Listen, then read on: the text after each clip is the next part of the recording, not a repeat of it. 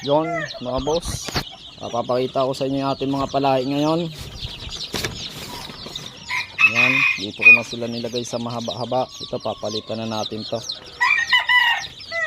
Yan, ginagawa natin mga boss, binabasaan natin yung pagkain.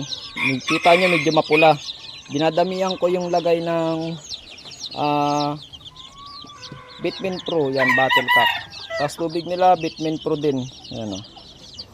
Ayan sila, dami na. Yan, nakita nyo may mga kulay blue. Kasi yan yung dati sila nasa loob. Yung brooder ko kasi maliit lang yun. Ngayon medyo sumikip sila, kaya nilagay ko na sila dyan. Ayan.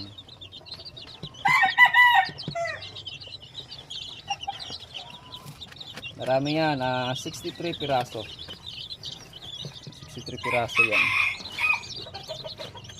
Ang iba dyan medyo malitig na kasi ang pagitan nila ay 1 week. May pagitan dyan 1 week, pero isang buwan lang, 1 week lang pagitan nila. Yan, kita nyo yung mga spray nyan, mga ano yan, ang kulay blue, quick heal yan. Tignan nyo naman, tuyo na. Kasi ilang araw ko nang na-sprayhan yan. Sa ngayon di na sila nagtukaan kasi malaki-laki na natatakbuhan nila hanggang doon sa dulo. Yan, papunta dito sa kabila.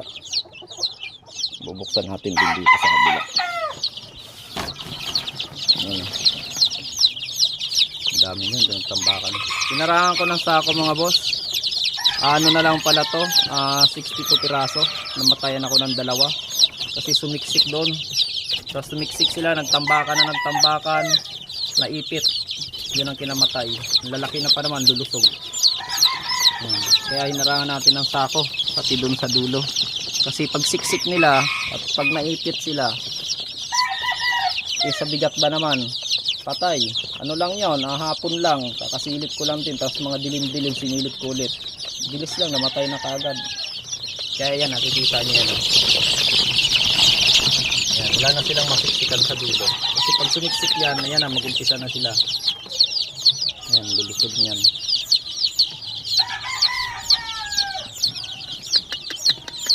Yan o, white kelso. Yan, marami dyan mga boss, kanawayon. Yung ating kanawayon, mga inbreed. Tapos white kelso na inbreed din, mga inbreeding natin. At saka Bruce Barnett sweater, grenade natin sa super sweater, authentic Cerbivore Reikis.